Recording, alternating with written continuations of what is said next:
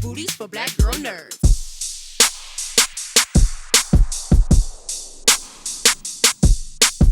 Hey, Celia, Christina, I'm Ryan, Bennett with Black Girl Nerds. How you doing?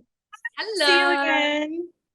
Let me tell you guys something. You guys are so cool because you boss up in all these episodes, and I love it for the girl power for the women, right? Yeah. So I was like, I gotta get my right. I was like, I gotta get my vibe right when I talk to these ladies. You Celia, got it right. You got it right, oh, thank Ryan. you, thank you, thank you. I'm so excited. I was like, I gotta get it right when I come approach these ladies because you know what, you gotta keep it straight.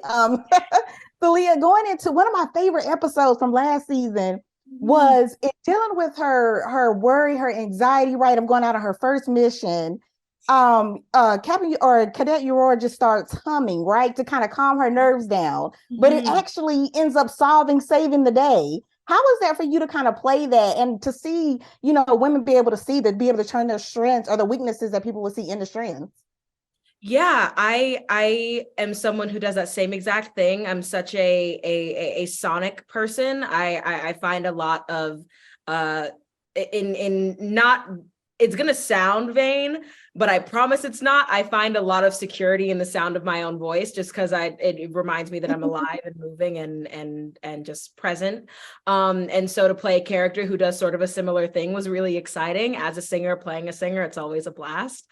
And speaking to the grander meaning of a moment like that, it's incredible to witness, to watch someone who everyone already has a lot of faith in, not have faith in themselves, and watch them find that is so rewarding as an audience member, because you get to look at a character and say, you should have believed in yourself, I told you. And so yeah, it was such a blast to play. I love moments like that because I'm an actor in the show, but I'm also a fan of the show and a fan of these characters. And so when I was reading the script and seeing like, oh, she's gonna get it, she got it. It was great. It was great. Well, speaking of somebody that is not short of confidence, Christina, I gotta come to you here because Leanna, she's ready. Like, I've never met somebody so prepared in my life for everything where you would want to go hide and run, but she just puts on the suit, she's got the gun, she's ready to go. Except for the Gorn show up, and there's like this different side of her. What was that playing that for you? Because that kind of took towards like the end of the first season. Yeah, so for me with the Gorn, like I loved playing the push and pull of that, right? So at one hand she's got that ferocity to win over the adversity, but at the same time she's facing her trauma. So for me and for any actor, that push and pull to play those layers of that is really, yeah, exactly, tasty, yummy. So because otherwise to play La'an just straight and serious and ready, prepared all the time would be not as fun. So yeah, but in season 2, obviously we see that kind of that she's done that. At season 1, she's faced her demons, literally. Yeah. So season 2, we're kind of seeing a lighter side of her. She's starting to grow, trust, open up, connect more. Do you think, I gotta stay with you here, who do you think won the bingo game when you guys were playing, when it was Leanna and Una? Like, who won that one? I was curious. Clearly La'an. I mean, come on. Oh, you're right. I shouldn't have doubted. Than her. Celia, I want to go to you real quick before we wrap here, because I got to ask, you talked about playing this iconic character. Have you kind of figured out the imprint that you want to leave on the character? Or are you kind of still letting it develop and unfold as you go into season 2? I'm never gonna know what I mean to people ever. And for a very long time, I tried to like force myself to make sense of what it means to be in this position.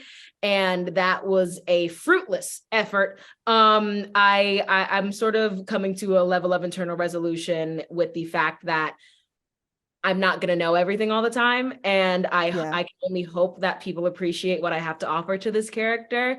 And those who do, thanks. Those who don't, well, I'm playing her. Get used to me. Exactly, yeah. I would say I am looking forward to continuing to get to know what my stamp on this character looks like, because I'm just getting started. Oh, I love it. I hope you guys are like more seasons to come. It was so lovely to talk to you. Keep punching the bad guys in the face. for all of us badass women out there. Thank you guys. I appreciate it. Thank you. Hey, Babs and Melissa, I'm Ryanne Bennett with Black Girl Nerds. How you guys doing? How's it going? All right. It's going great. Oh, I love the hair, Melissa. Thank you. I'm gonna stay with you, by the way, though, because I love every time we get a close-up of your face when they ask you to do a certain pilot move or a certain, like, you know, they're like, oh, we're gonna avoid this black hole, and you're like, what? Or the sinkhole, like, what is going on? I'm curious of your station in the Enterprise. What does it look like? Like, what are you seeing visually? Do you have buttons and everything you can press? I wish I had more buttons. What I have is essentially like a screen that we have a lot of graphics that come up, but it's not interactive. I'm hoping for upcoming seasons that be something that gets worked into the budget. But the graphics department is excellent, and they'll create all these different graphics that come up.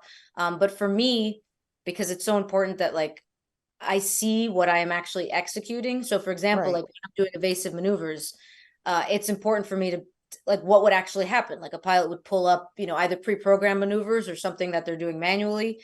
And so the graphics team has been really wonderful in creating sometimes things for me that might not play in the episode or on screen. So that, you know, the audience isn't going to see it, but I see it. And that translates to what then you guys see in my face, you know?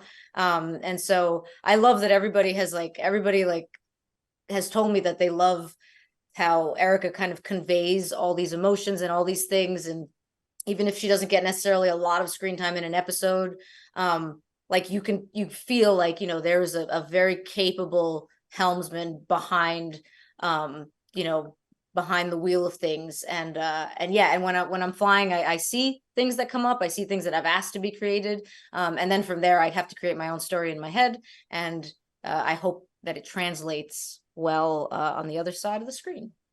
It definitely does, because Erica's thinking what the whole audience is thinking. We're thinking there is no way in the world they're passing by this, and I'm like, what is happening right now? And she has the exact reaction that we have. Yes, Babs, I gotta go ahead, Melissa, go ahead. Oh no, I love that. Like she is, in many ways, she is the audience. Like she is Star Trek on the bridge. Like we're all thinking the same thing, and I love that. Oh yeah, it's bananas. It's insane. Babs, I gotta go to you as well, because your station, like your setup, I feel like there's so many little hidden rooms and everything that Dr. Mbenga gets to play with, especially when they revealed his daughter Rakia. Did you know about that storyline ahead of time, and were you kind of surprised how it played out? Yes, I mean, I knew the storyline. I was told, and yeah, there were no surprises there, but it was beautiful to work through it and to bring it to life. And the sick bay does have, you know, it's a big sick bay, you know, a serious guy, Dr. Mbenga. So I give him a big ass sick bay on the Enterprise, on this Enterprise at least. So yeah, got an office, right? Got like places others don't even know about, you know. So yeah, got a lot of business going on back there. Well, I can't wait to see we get that revealed more into season 2. But speaking of which, going into season 2, you work so hard. You're always very super, you know, like serious in the moment. He's in the sick bay a lot of times. But season 2, he pops out with some punches. How was that? I was like, now this is cool. Now this is cool. Absolutely. Just another side of Dr. Mbenga, you know, showing a bit of his, you know, skills and layers he's got that have not been shown in season 1, you know. So it was exciting to like really come out first episode and be like, hey, he's got this too, you know. So myself and Jess Chapel, you know, going through it, kicking some Klingon butt. It's lovely. I like it. I'm scared for those Klingons, though. There'll be more. Ooh, I'm excited. I can't wait. Melissa, I have to ask you though, as a pilot, like when you're in that, when you have all these different captains, we're kind of rotating a little bit behind you. Who has the best command when it's time to go into warp speed? Like captains behind me. Yeah. Who you say is the best one? Oh my goodness. I mean, I have to say my buddy Pike. Do you know? Like it just feels like, you know, it feels like when he says that there's something about Anson's way about him, that the way that he plays Pike, like you just feel very confident with him in the chair, with him behind me. And I've said this, that like watching season 1, seeing that he was doing certain things behind me in scenes, like it's like I'm watching, it's like I'm watching it for the first time with everybody, and I love that you gotta get to see, and you're gonna see a bunch of that in season 2. But I'm like, wow, yeah, I feel very confident and comfortable and happy when Pike is in the captain's chair. Well, all I can say is that they better feel very confident with Dr. Mabinga and Erica on the Enterprise, because season 2 is definitely in great hands, and I can't wait. I'm so excited. I've only got a little bit of sneak peeks, so I can't wait. I can't wait for you to watch it. Thank you. Thanks. Thank you, Ryan. Thank you. Hey, Jess, Ethan, I'm Ryan Bennett with Black Girl Nerds. How you doing? Good. How are you? Hey, I want to start off with, there's so much technical jargon in this show. Like, I started keeping my subtitles on because I'm nerding out so hard and I want to know exactly like everything you guys are saying. Ethan, I want to start with you. Like, what was the craziest thing? I don't know if it would have been like a planet discovery or how you going to stop whatever the big bad is of that episode. Like, what was the most complicated, I guess, script, if you will, or scene you had to kind of memorize? oh my gosh. So many. I mean, I've definitely blocked out some of them because they elicit such terror in me when I have to do them. I mean, there was one about a brown dwarf inside of a black hole. Like, Spock has to explain his thinking as he discovers it, and it's highly complex and intelligent thinking. And it's got to be blasted out because we're under duress of some imminent danger. So yeah, there's that. I mean, there are countless. I can't really think of them. They kind of all blend into one terrifying moment. Just for you, I just feel like it's terrifying, all the like needles. Well, they don't really use needles, but just how they come in and they're like something is like might be burned or something to take it off. They're about to pass out, and it's like, okay, Christine has this, like she's ready to go. She has it all together. What was, well, you do a good job. You do a good job of making it look calm and easy for them. Was there a moment where you're like, oh my gosh, like this is what we're treating, like this is what they're coming to me with? Like, was anything surprising to you? I mean, at the finale of season 1 was when Ethan was all burnt up, like with chemical burns. Like that was pretty gnarly. Mm-hmm. That was like, oh God, it was like green and gooey, and yeah, it was a lot. Also, oh, there was the episode where Una had like shrapnel in her stomach, and she had like a whole false stomach on top of her own stomach. Yeah. It was so real. Like it looked, and we were like sewing into it, and it was like oozing, and it was, Babs and I were both just like it's just like doing things to me. So I'm glad that it looks like I'm chilling. Yeah, you looked very calm because you had to stitch that. My hand would have been shaking. It was crazy. You looked very calm in that moment. Jess, I'm gonna stay with you for a second.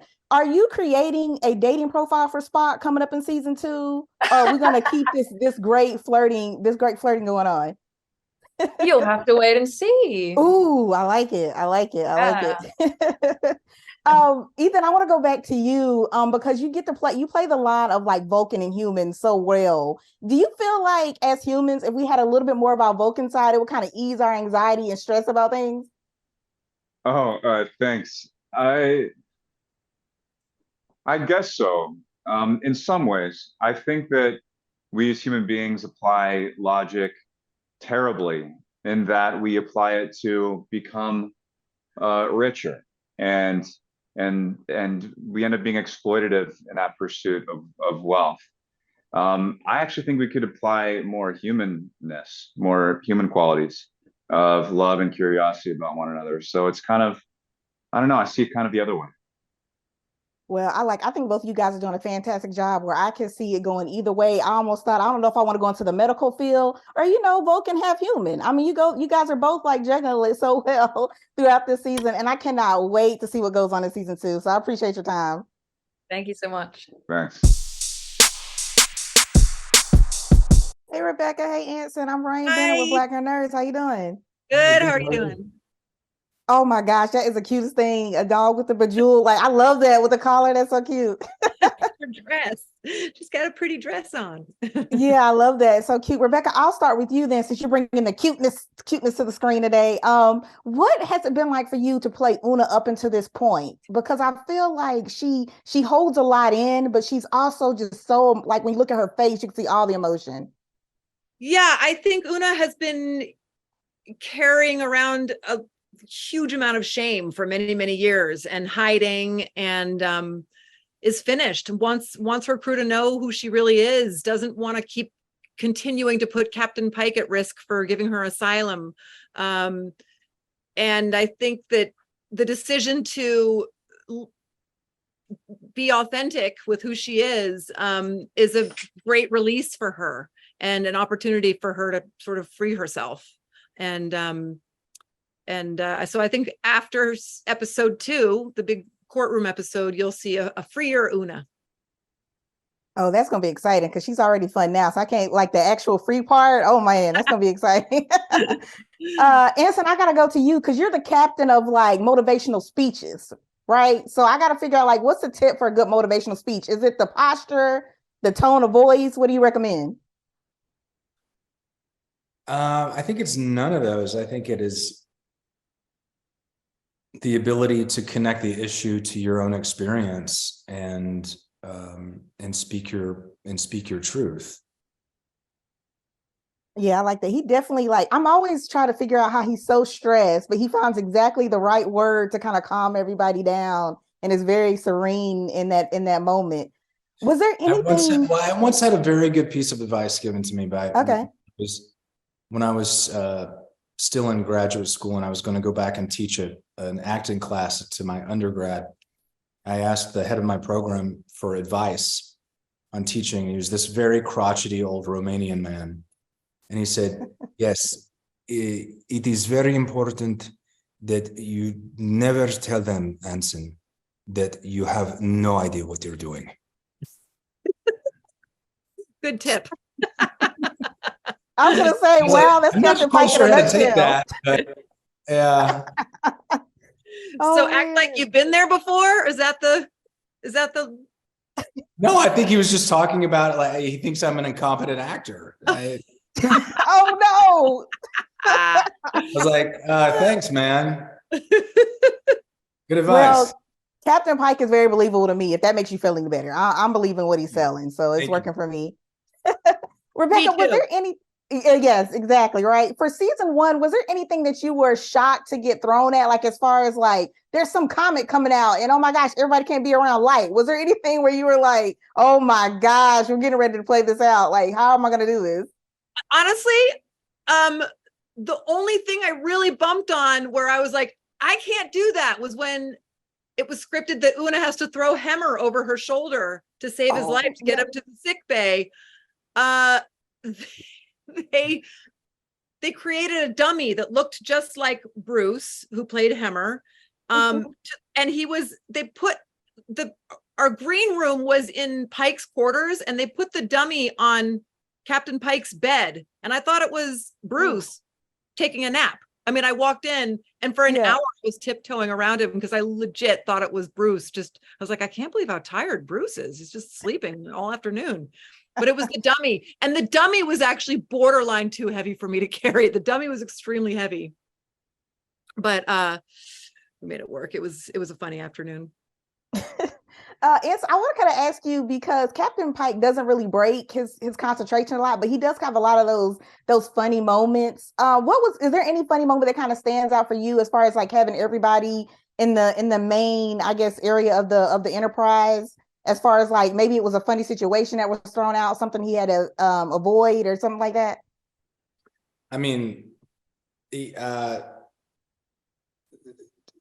some of the, and I can't tell you what they are. Oh no! I brought this on myself. I should have known. Oh no. I think he's okay though with people laughing at him when he stumbles. I think he's has enough self-confidence to be able to realize it's okay to laugh at the boss. And the original series had so much comedy in it. And I'm so glad that the writers have really expected us to embrace the comedy and seek out comic moments in our show, because it's yet another reason that it's like the original series for us. It's so fun to find comedy within stakes sometimes. And it helps the show. Well, I was gonna say, you guys have it's such a huge range of emotions that you guys create, and I'm just such a fan, and I can't wait for season 2. Thank you so much. Oh, thank you so much.